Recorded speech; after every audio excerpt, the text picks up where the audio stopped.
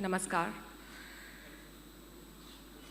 I stand before you here today after what has been a difficult week for us.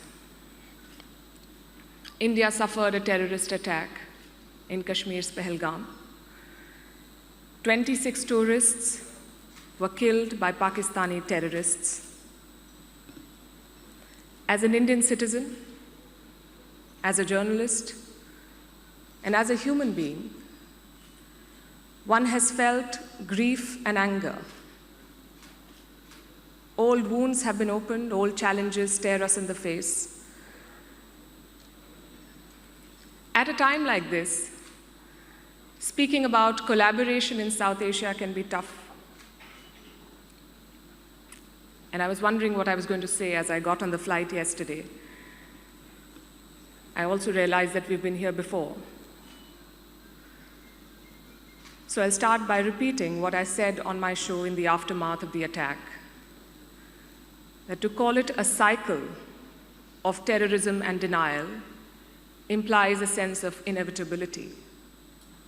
But what's happening here is not inevitable. Together we can break this pattern by setting the record straight. And it's imperative that we do now more than ever. Also because where we come from. I think in most parts of the world, journalism is a relatively straightforward affair. You tell your audience what has happened.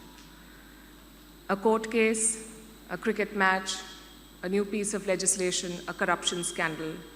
You tell the story. It's not so simple for us. Here we can't just be happy telling the story. Because what we say is the world's window into South Asia, into our society, our culture, our politics, our aspirations. And that adds a whole different dimension, a whole new level of pressure and responsibility to our jobs as journalists, because this is not just about reporting, it is also about shaping the world's opinion of us. If we leave it to Western media, they will turn South Asia into entertainment fodder with a lot of crass stereotypes and little understanding or sensitivity as to who we are as a people. The usual stories about poverty, political chaos, weddings on elephants, and overly dramatic movies. But we know that South Asia is a lot more than that. We are a region of 2.2 billion people with dozens of languages, dozens of cultural intricacies, and many, many aspirations. If we are to take our rightful place in the world, we must take charge of our stories. We must tell our stories. We need to create a narrative that is fit for our society. And I often think we have global forums, we have regional forums, we have groupings, we have alliances on a whole lot of issues: trade, connectivity, security, climate action. Why not media?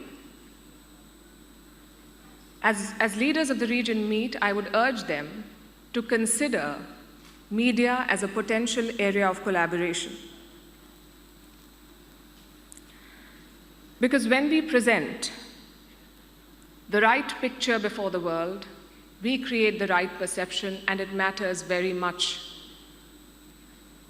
When a business is looking to diversify into your country, an investor who's looking to put money in your country, a student who's looking to study in your country, a professional who's looking to relocate and work in your country, will base their decision on their perception of who we are and what we have to offer.